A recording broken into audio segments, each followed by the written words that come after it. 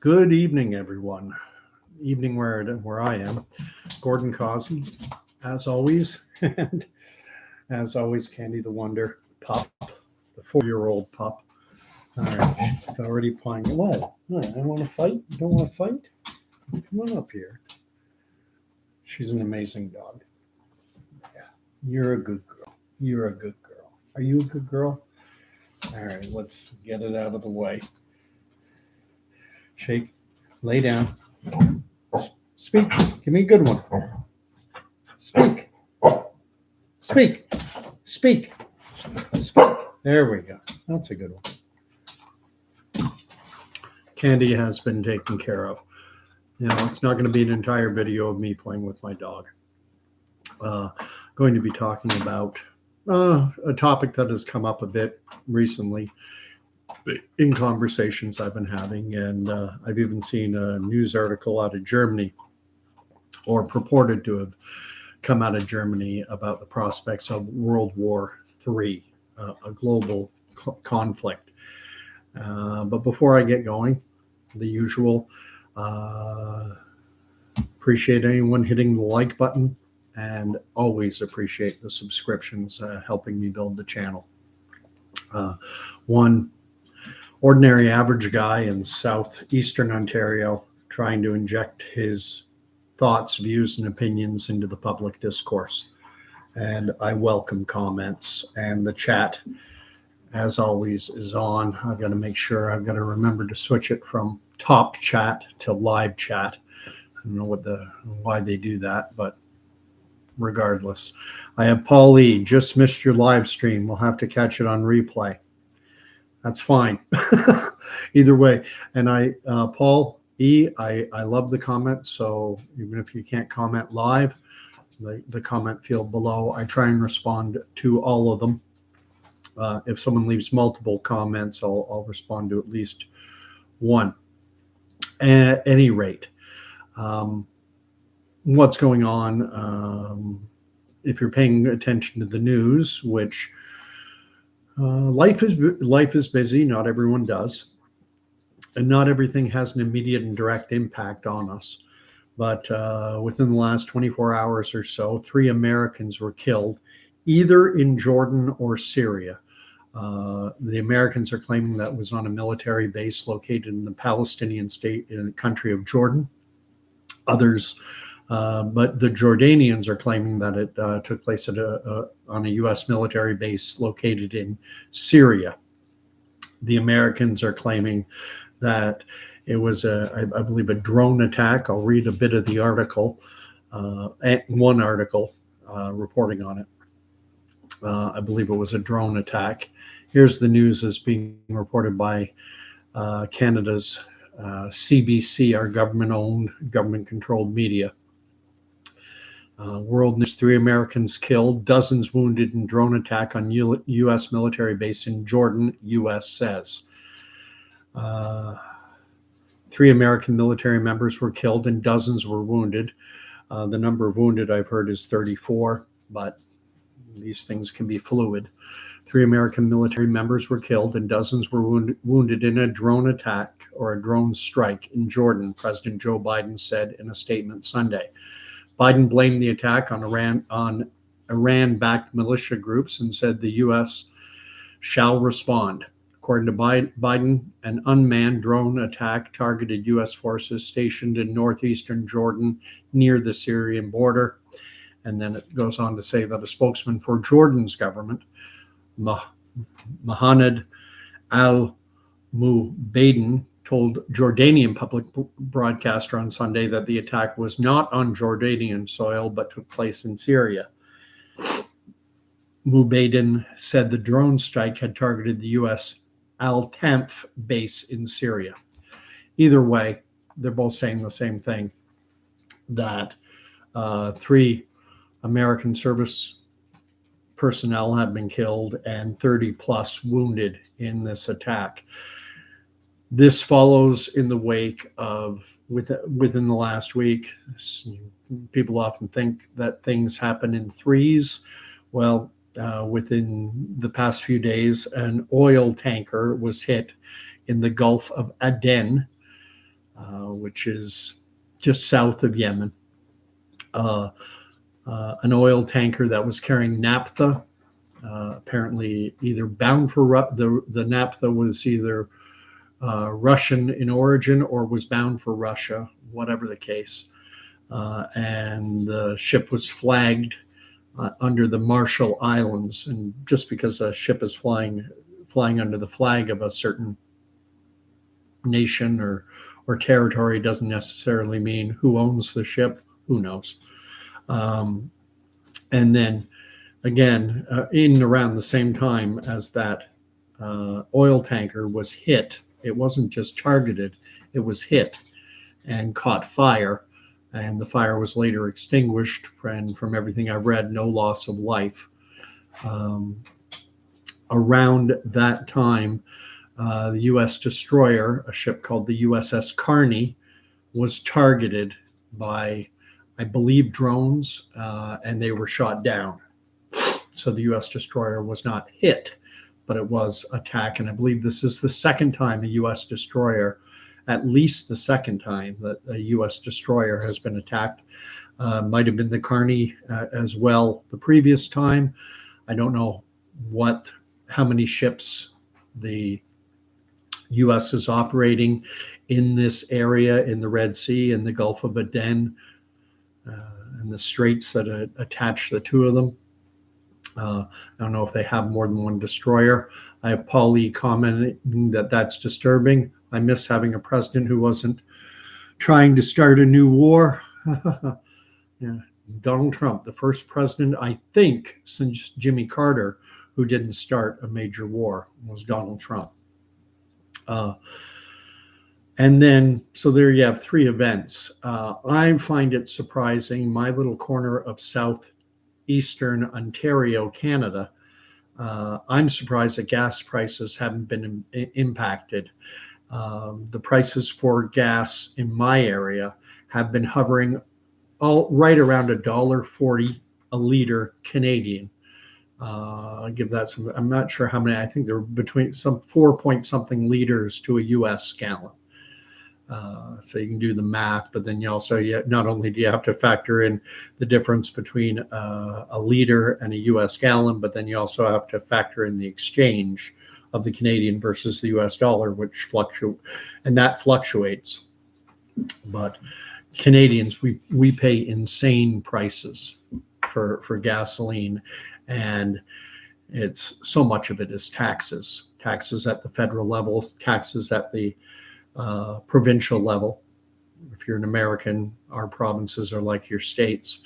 And then there's also in a city like Montreal, they have a municipal tax on gasoline in Montreal. So we are taxed. But frankly, I've never considered it. I haven't been considering $1.40 too far out of whack. I haven't considered it too inflationary. $1.40 to me, I look back 10 years ago, I was living in Quebec City, and they have higher provincial taxes on gas. But back 10 and more years ago, I lived in Quebec between 2011 and 2015 when I was stationed to Valcartier. We have three major army bases in Canada. We have PPCLI based out of Edmonton area. We have Royal Canadian Regiment, which is in around Petawawa, or in Petawawa, northwest of Ottawa, following the Ottawa River. And then we have the Vendus, la 22e, le Régiment 22e at Valcartier, Quebec, just north, just outside of the city limits of Quebec City itself. And back then, back 2014 or so, as I recall, gas was priced at around $1.20 or so a liter. And that was 10 years ago. So the price here, $1.40. You have to allow for some inflation. Doesn't strike me as too unreasonable. There was a time not too long ago during what I call the COVID era when we were getting up in and around and even over $2 a liter. And that is nuts. I mean, it was insane. Gas at one point it filled up at around 60, 65, 66, less than 70 cents a liter in the summer of 2020, when no one was driving anywhere because everyone was afraid of the air they were breathing. And I was ignoring it to the maximum degree possible, but how much can you ignore it when everyone else is, 90% of the population is scared to death and won't get together with you or things of that nature. But I want to make a point, and I wrote it down in the description to this video. I'm not claiming that we're on the brink, that, World War III is going to start any day. I think what's important to take note of is the direction in which world events are moving. And I do see them moving in that direction. I do see us as moving toward a major global conflict. I don't think we're on the edge of it, but we are moving in that direction. When the war, when Hamas declared war on Israel with their October 7th attack, when that had first happened and I put out my first videos on it, I referenced back a lot to World War I, and the seminal, the kind of the trigger to World War I starting is widely held to have been the assassination of Archduke Ferdinand and his wife in Sarajevo. Not even sure where Sarajevo is anymore. It used to be in Yugoslavia, but Yugoslavia doesn't exist anymore. It might be in Serbia now. I'm not sure where Sarajevo is anymore. Gosh, the world changes so much. I'm going to look it up just for proverbial shits and giggles. What country is Sarajevo in? Bosnia and Herzegovina. So the part of the former Yugoslavia, not Serbia. I mean, it broke up into Bosnia, Herzegovina, Serbia, Croatia. I think there were 5, Montenegro. All these countries came out of what had once been Yugoslavia. But anyway, totally different track. After Archduke Ferdinand was assassinated, and he was the heir apparent to the throne of the Austro-Hungarian Empire. After he was murdered, that empire, the Austro-Hungarian Empire, declared war on Serbia. And then what followed in the wake of that was a series of alliances were triggered, dominoes started falling, and within a few months, the entire world was at war pretty much. In the wake of the attack by Hamas on Israel on October 7th, I took note of the fact that Hamas in Gaza, Hezbollah in Lebanon, and later we saw the Houthis in Yemen getting involved, and they're the de facto ruling government in Yemen. They control about 80% of the country. They're not recognized. Saudi Arabia doesn't recognize them. The U.S. doesn't recognize them. They're seen as a rebel insurgent faction. But I find that, that's the world of diplomatic relations. Yemen controls, or rather the Houthis control about 80% of Yemen, and they control the capital. They control the military. So the Houthis in Yemen, it's synonymous. And anyway, all 3 of those, Hezbollah, Hamas, and the Houthis, are all backed by Iran, and they back other groups as well that are joining in this in an effort to eliminate Israel, wipe Israel off the map. And so Iran is allied closely with Russia.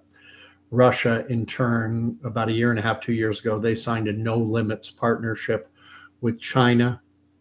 One can argue the degree to which what are the limits on that no limit partnership? Some will argue that it's mostly an economic entente between the two powers, and that it's not necessarily no limits with no limits at all. I have a very fixed opinion about what's happening in the world right now, and we are seeing a teardown of the world in terms of the way it used to operate, and they're trying to usher in a new age. However, during this time of instability, when old systems are being torn down and there are individuals seeking to construct new systems, a new order, that you're going to see various factions, various groups, various powers in the world try and get their hands on the steering wheel. Certainly when it comes to the Arab world, I think there's a desire amongst many elements within the Islamic world who want to take control of certainly that region. Will it be Iran? Would it be Saudi? Would it be Egypt? Iran is kind of the kingmaker right now, but they're the puppet master. They have their hands everywhere while they're well removed. They're well removed from Israel, and they have their puppets, their proxies, Hezbollah, Houthis, Hamas, and others, probably Islamic Jihad and other groups. And they're destabilizing the region. They view American involvement in the region. The U.S. has its bases in Jordan and Syria and Iraq, in Qatar, in the Emirate states like Bahrain. They have naval bases, Air Force bases, and for a lot of Muslims, for those of the Islamic faith, and certainly those who are fundamentalist, that's viewed as an anathema. That's viewed as, that's U.S. imperialism imposing American will, and they would want to rid the Middle East of American influence. And Israel is seen as basically a beachhead for this American influence. And so I think that's part and parcel of why it's in tandem. I think there's a huge problem with a Jewish nation state in the heart of the Arab world. That bothers them, but also that this Jewish state is so closely allied with the Americans, and to a degree the British and other Western powers. Man, oh man, the recipe is there. Getting back to the dominoes. So what all that would need to happen is for Iran to get directly involved. Iran's a large nation. Iran's in and around 100 million people. Most of Egypt's around 100 million people. Jordan, Palestinian nation state of Jordan, they're only around 10, 11 million. They're about the same size as the other Palestinian state of Israel. And I do that on purpose. I call Jordan a Palestinian state on purpose because that's what it is. The British Mandate for Palestine, created in 1920, included all of Israel and all of Jordan. So combined, that geographic area, that is Palestine. So anyone living within those confines can be deemed Palestinian. Can be Palestinian Jew, Palestinian Arab, Palestinian Muslim, Palestinian Christian, Palestinian Jew. If you live in that area of what used to be known as was designated as a political area called Palestine, the British Mandate for Palestine, anyone living within the confines is Palestinian, whether they happen to live in Jordan now or Israel. Call them what they are. If you want to use this term Palestinian, use it properly. But I like to digress. I don't think we're on the brink, but we're heading in that direction. And it's freaky. We've got Paulie saying that Saudi Arabia is a perfect example of the concept that in general, nations don't really have friends. They have associates whose goals align. It's a great comment. That was a great comment. I'm going to agree with it 100%. And these goals, as goals shift, we see the alignments shift. You can look at Iran as a case in point up until the Islamic Revolution of 1978 or 1979. I think it was 79. When up until prior to that, the Iran had been ruled by the Shah of Iran, who was a U.S. ally. And then the Islamic Revolution came along. They installed the Ayatollahs, these religious clerics, and they shifted their goals of Iran shifted. And since that time, they've been trying to become the power in the Middle East, trying to counterbalance Israel, which is, as far as I know, the only nuclear power in the area. Interestingly, to this day, Israel does not acknowledge that they have nuclear weapons, but pretty much everyone in the world recognizes that they do. Paul is saying further, Saudi is now moving against the U.S. because we have a weak president who can be our advantage of. I think he meant to say who can be taken advantage of. I've talked about this in the past. There was the Jordanians and the Saudis about 7, 8, 9 years ago. They terminated all diplomatic relations. And it was because the Saudis were believed or were backing a rebel group within Jordan. They were seeking to undermine the Jordanian regime. And because of those efforts, Jordan and the Saudi Arabians, totally cut off all diplomatic relations. And then within the last year, they had a rapprochement, they normalized relations, they reopened their embassies. However, it was not the Americans, it was not the US that negotiated that rapprochement, which would be the traditional role of the United States of America. When Trump was president, Israel was able to normalize and establish diplomatic relations with the United Arab Emirates states like Qatar and Bahrain and Abu Dhabi, Dubai, as well as Morocco.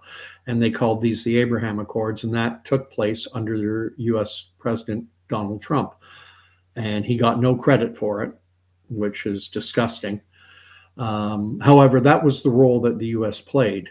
They were the power in the Middle Eastern region. Since Biden has taken over, who negotiated this rapprochement of relations between the Saudis and the Jordanians? Wasn't the United States, it was China. And we're seeing this in the world big time. China is the power on the rise, and the United States is the power on the decline. And I think this is recognized in a large part of the world, certainly in the Middle East, certainly in Africa, that whereas people used to worry about, well, what will Washington have to say about this? What will they have to say about this in the White House? Now, what are they going to think about this in China, in Beijing? And so I think Paul is 100% on the money. The U.S. Biden is an incredibly weak president. If given a choice between Joe Biden and Donald Trump, I'm a Canadian, but I did spend 10 years of my youth growing up in the States, growing up in New York, New Jersey, and Oregon.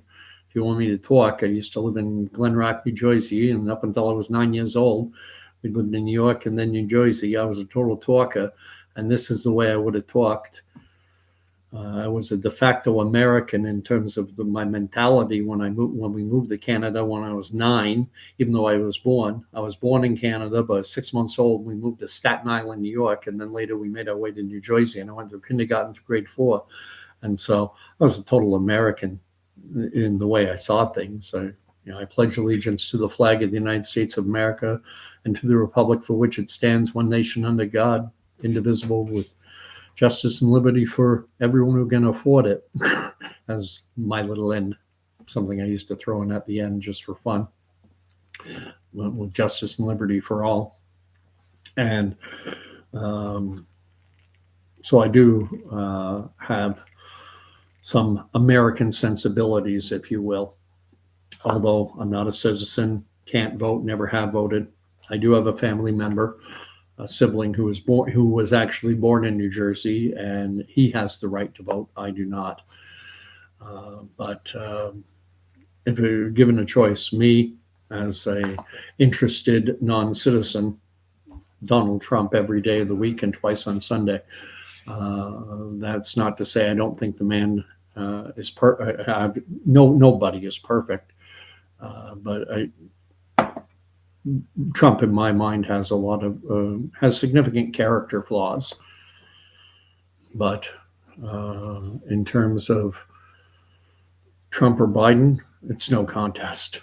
It's no contest, and I hope he picks this Vivek Ramaswamy as his running mate. But I think they're going to throw everything in the kitchen sink. I think they're going to do everything they did in 2020 and more to either prevent him from getting the nomination for the Republicans, or if he still manages to get the nomination, there are powerful interests that are completely terrified at the thought of another Trump presidency. But getting this back on track, I mean, well, it is on track to say Trump was, during his time in office, there were no military conflicts that the U.S. engaged in. He actually pulled troops out of Syria.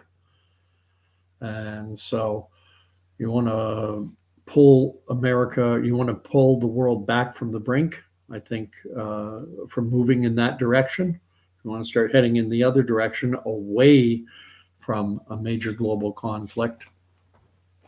I think Trump would be huge in that regard. I'm a bit of a student of history, and the U.S. used to have an isolationist view, and I used to consider that a very healthy way for the United States to act, as looking after their own interests first and only getting involved globally under extreme circumstances like World War I or World War II. But that's enough for now. Keep it under half an hour. I'm tending to get a bit long-winded these days. We'll talk to you in a few nights. Paul E., thank you very much. Great comments. I think you're 100% on the money. Yeah. Paul had said Saudi Arabia is a perfect example of the concept that in general, nations don't really have friends. They have associates whose goals align, and that Saudi is now moving against the U.S. because we have a weak president who can be taken advantage of. And I'll have a great night, and you have a great night as well. We'll talk to you again in a few nights. God bless everyone, and thanks for hitting the thumb up button. And anyone who wants to subscribe, you're welcome to. Appreciate it. God bless.